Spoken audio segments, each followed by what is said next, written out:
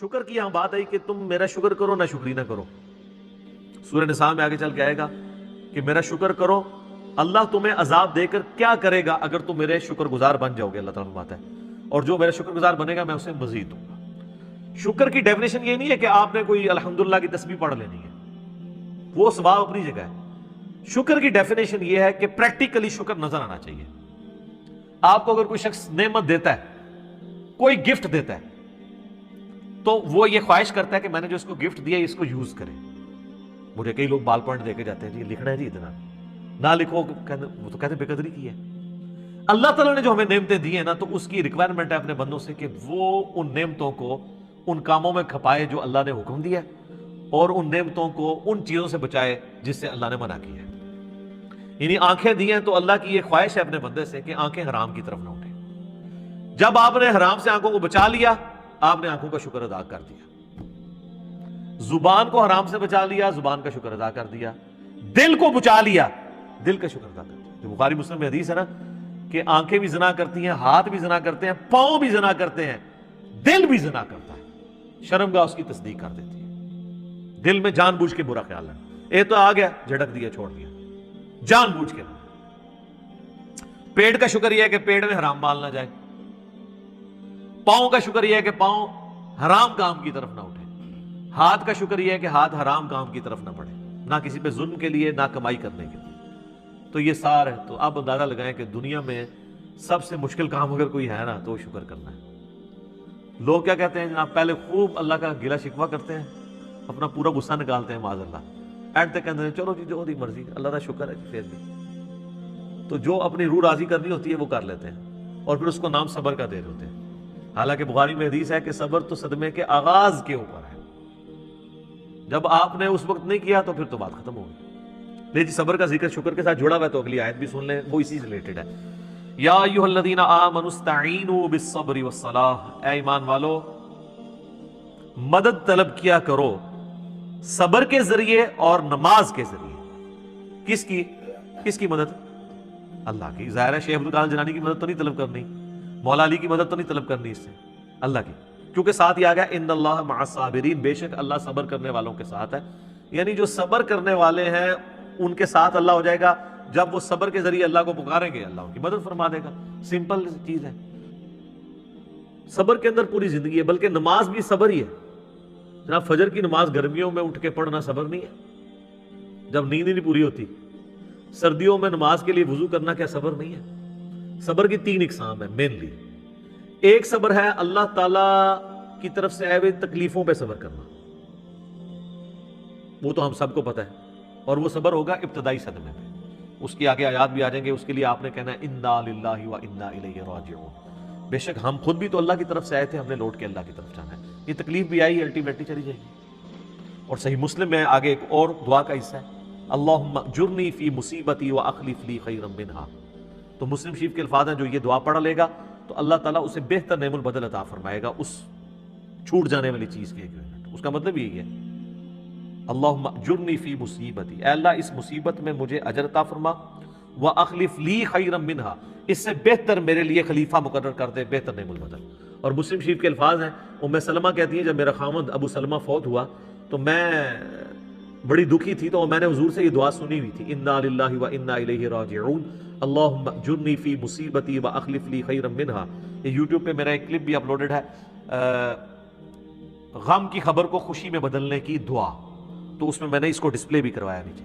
تو کہتی ہیں میں نے یہ دعا پڑھ لی اور میں پھر پریشان تھی کہ ابو سلمہ سے بہتر تو نبی اسلام کے صحابہ میں کوئی اور صحابی نہیں ہے, تو مجھے اللہ تعالیٰ اس کا بہتر نعم البدل کیا دے گا. تو کہتے ہیں جیسے میری عدت پوری ہوئی تو نبی اسلام میرے پاس آئے اور انہوں نے میرے سامنے اس خواہش کا اظہار کیا کہ میں تمہیں اپنے عقد میں لینا چاہتا ہوں. تو کہتی ہے میں نے کہا مجھے واقعی نعم البدل مل گیا. اور ام المومنین بنی ہیں 64 ہجری میں فوت ہوئی ہیں, واقعہ کربلا کے بھی 3 سال بعد فوت ہوئی ہیں.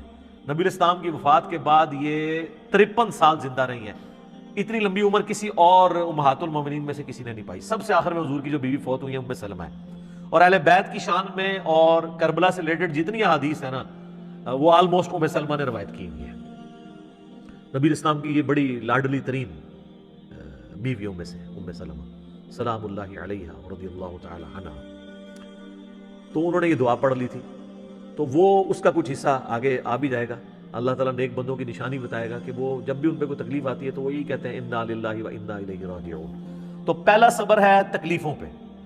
دوسرا صبر ہے جو اللہ نے آپ پہ پابندیاں لگا دی ہیں، فرائض کی، نماز پڑھنی ہے، روزہ رکھنا ہے، یہ ظاہر ہے آپ کو اس کے لیے جنبی ہو تو غسل اتارنا ہے، اس کے لیے آپ کو تکلیف سے نہیں گزرنا پڑتا، پروٹوکول دینا پڑتا، تو یہ بھی ہے۔ اور تیسرا صبر ہے حرام چیزوں سے بچنے پہ، آنکھوں کی حفاظت کرنا، اس کو حرام سے بچانا، اس کے لیے صبر کرنا پڑتا ہے۔ حرام کما کے راتوں رات امیر ہو جانا یہ تو آسان کام ہے، لیکن حلال کما کے روکھی سوکھی کھا کے گزارا کرنا اور اللہ سے ڈرنا کہ میں نے حرام کا لقمہ اپنے پیٹ میں نہیں جانے دینا، اس کے لیے آپ کو صبر کرنا پڑے گا۔ تو یہ تین صبر ہے۔ نمبر 1 اللہ کی طرف سے آئی ہوئی تکالیف پہ صبر، نمبر 2 اللہ نے جو آپ پہ فرائض لگائے ہیں ان فرضوں کو منوان اسی طریقے سے پورا کرنے میں جو تکلیفیں اٹھانی ہیں اس پہ صبر، چاہے وہ گرمیوں کے روزے ہوں اور سردیوں کے وضو ہوں اور گرمیوں کی فجر کی نماز ہو، اور تیسرا اللہ تبارک و تعالیٰ نے جو حرام سے بچنے کے لیے آپ کو ایمفسائز کیا ہے اور اٹریکشن بھی رکھ دی اس حرام کے اندر، تو صبر کرنا پڑے گا نا۔ اٹریکشن تو ہے ہر حرام چیز میں۔ مسلم شریف میں حدیث ہے اللہ تعالیٰ نے جنت کو ناگوار چیزوں سے ڈھانپ دیا ہے اور جہنم کو، دوزخ کو خوشگوار چیزوں سے ڈھانپا ہوا ہے، یعنی دنیا میں ہر خوشگوار چیز دوزخ کی طرف لے جاتی ہے اور ہر ناگوار چیز جنت کی طرف لے جاتی ہے۔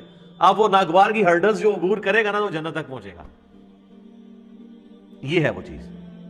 اس پہ خیر گھنٹوں بولا جا سکتا ہے، میرا ایک لیکچر ضرور سنیں، میں نے ان ساری چیزوں کو اس میں بریف کیا ہے۔ مسئلہ 120 سورۃ الفرقان سے اللہ کے صحیح اولیاء کی 12 خصوصیات کیا ہیں وہ میں نے بیان کیا، اس میں میں نے کافی ساری حدیثیں بیان کی تھی، آج مان لی کہ میں ان کی طرف جاؤں، ان آیات کو کور کر لیتے ہیں۔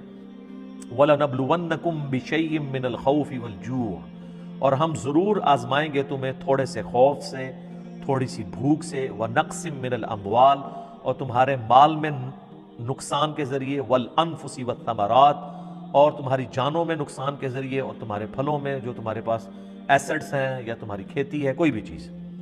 وَبَشِّرِ الصَّابِرِينَ، اور پھر بشارت ہوگی جو صبر کر لیں گے، یعنی اللہ نے یہ کنفرم کر دیا ہے کہ آزمائے بغیر میں نے کو نہیں چھوڑنا۔ اب یہ ایک آیت اس بات کی متقاضی ہے کہ میں 1 گھنٹہ صرف اس آیت کے اوپر بولوں کہ اللہ تبارک و تعالیٰ نے انسان کو ضرور آزمانا ہے۔ بہرحال چونکہ میں نے یہ پچھلے دنوں جو کورونا سے ریلیٹڈ بھی ویڈیو ریکارڈ کروائی ہے اس میں نے اس آیت کو کور کیا، اور اس کے کانٹیکسٹ میں سورہ الحدید کی آیت نمبر 22 اور 23 میں اللہ تعالیٰ نے فرمایا کہ زمین و آسمان میں کوئی مصیبت ہم نازل کریں یا تمہاری جانوں میں تو ہم نے اس سے پہلے ہی لوح محفوظ میں اسے لکھ لیا ہے، تاکہ جو تمہیں تکلیف پہنچے تم اس کے اوپر غم نہ کرو، اور جو تمہیں اللہ کی طرف سے اچھائی ملے اس کے اوپر شیخی نہ بگاڑو، اللہ کو شیخی بگاڑنے والے پسند نہیں ہیں۔ تو یہ ہمارا ٹیسٹ ہے، سورۃ الانبیاء میں ہے کہ ہم اچھے اور برے حالات کے ذریعے تمہیں آزماتے رہیں گے، لیکن ہمارے لیے یہ ہے کہ صبر کرنا ہے۔ وبشر الصابرین، بشارت ہے صبر والوں کے لیے۔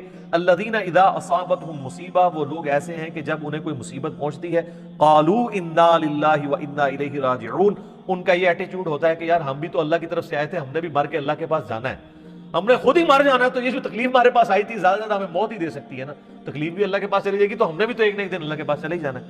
کتنی زبردست دعا ہے کہ موت ہر چیز کا اینڈ کر دے۔ وہ جب جادوگروں کو فرعون نے کہا نا میں تمہیں سولی لٹکا دوں گا، مخالف سے ان کے ہاتھ پاؤں کٹوا دوں گا، تو قرآن میں آتا ہے انہوں نے کہا تھا کہ تو جو کچھ کرے گا اس دنیا کی زندگی میں کر سکتا ہے نا، آخرت جا کے تو نہیں برباد سے کر سکتا نا ہماری، زیادہ مار دے گا نا تو مرنا تم نے ویسے بھی ہے، کیا تیری بات مان لے تو پھر نہیں مریں گے، مرنا تو ہے ہی۔ اولئک علیہم صلوات من ربہم، اللہ اللہ کہہ رہا ہے ایسے لوگ ہیں جن پر اللہ تعالیٰ بھی درود بھیجتا ہے، اللہ کی رحمتیں ہیں ایسے لوگوں پہ، ورحمہ اور رحمت، واولئک هم المہتدون، اور یہی وہ لوگ ہیں جو اصل میں سیدھے راستے کے اوپر ہیں، ہدایت کے اوپر ہیں۔ کون سے لوگ؟ جن کا یہ ایٹیچیوڈ ہے کہ کوئی تکلیف جان مال میں پہنچے وہ کہیں جو اللہ کی مرضی۔ اس اعتبار سے ایک حدیث ہے، اب یہ مسئلہ تقدیر سے ریلیٹڈ ہے، مسئلہ تقدیر خود اتنا بڑا ٹاپک ہے کہ میں نے قرآن حکیم سے 50 مقامات سے 200 آیات کراس ریفرنس کے طور پہ 4 لیکچرز میں کور کیے ہیں۔ مسئلہ 103 104 A B C مسئلہ تقدیر کے اوپر، یہ آیات بھی اس میں کور کی تھی، تمام اس طرح کی جو کریٹیکل آیات ہیں وہ کور کی ہیں۔ پھر بخاری مسلم میں درجنوں احادیث ہیں تقدیر کے اوپر، اور اس میں ایک حدیث سب کو کنکلوڈ کرتی ہے، اور امام مسلم اتنے سمجھدار ہیں کہ جو کتاب القدر چیپٹر ہے نا، تقدیر ڈیسٹنی والا چیپٹر، اس کی آخری حدیث انہوں نے وہی لی ہے، کیونکہ حدیثیں وہ ایسی ہیں کہ انسان بعض اوقات کنفیوز ہو جاتا ہے۔ تو میں نے تقدیر کے لیکچر جو دیے اس میں وہ ساری حدیثیں جس سے لوگ قدریہ کی طرف چلے جاتے تھے یا جبریہ کی طرف، میں نے دونوں کا رد کر کے آپٹیمل سولوشن بتایا۔ وہ مسلم شریف کی حدیث بڑی زبردست ہے۔ اس حدیث میں الفاظ ہیں کہ سیدنا ابو ہریرہ رضی اللہ تعالیٰ عنہ کہتے ہیں کہ نبی علیہ السلام نے مجھے یہ وصیت کی تھی، اے ابو ہریرہ اپنے لیے جو نفع مند چیز ہے اس کے لیے خوب کوشش کرو، نمبر 1۔ نمبر 2، پھر وَاسْتَعِنْ بِاللَّهِ، اللہ سے بھی مدد مانگنی ہے، خالی کوششوں میں نہیں بیٹھ جانا۔ جو مولا علی کا قول ہے کہ میں نے اپنے ارادوں کے ٹوٹنے سے اپنے اللہ کو پہچانا ہے، کہ میں نے سب کچھ فٹ رکھا تھا لیکن اللہ کی مرضی کچھ اور تھی، کچھ اور ہی رزلٹ نکل آیا۔ اپنے لیے نفع مند چیز کے لیے پوری کوشش کرنا، وَاسْتَعِنْ بِاللَّهِ، پھر اللہ سے مدد مانگنا، پھر ساتھ فرمایا کاہلی نہ کرنا، سستی نہ کرنا۔ یہ نہیں کہ پیپروں کی تیاری کی کوئی نہیں ہے اور خالی تسبیح پڑھی اور اینڈ تے پھر ہو کہتے جو اللہ دی مرضی، نہیں، یہ نہیں۔ کاہلی نہ کرنا، سستی نہ کرنا، اس کے باوجود اگر رزلٹ تیرے خلاف آ جائے، تجھے نقصان ہو جائے، تو پھر یہ نہ کہنا کہ اگر میں یہ کر لیتا تو یہ ہو جاتا، اگر میں یہ کر لیتا تو یوں ہو جاتا، اگر مگر شیطان کا دروازہ کھول دیتا ہے۔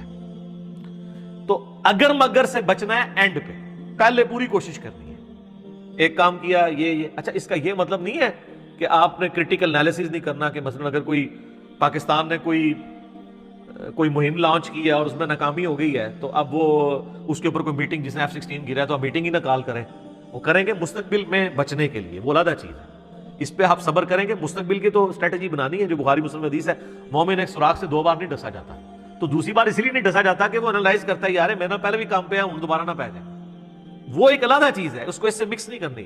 جو نقصان ہوا اس میں کہنا ہے جو اللہ کی مرضی، کیونکہ سورۃ الحدید کیا ہے نمبر 22 اور 23 ہے کہ اللہ تعالیٰ نے تمہارے نصیب میں چیز لکھی ہے جو تمہیں پہنچنے والی ہے، تمہاری جان میں ہو یا پوری انسانیت کے لیے، وہ تمہیں تکلیف آنی ہے۔ تمہارا ایٹیچیوڈ یہ ہے کہ ان اللہ مع الصابرین، تم نے کہنا ہے انا للہ و انا الیہ راجعون۔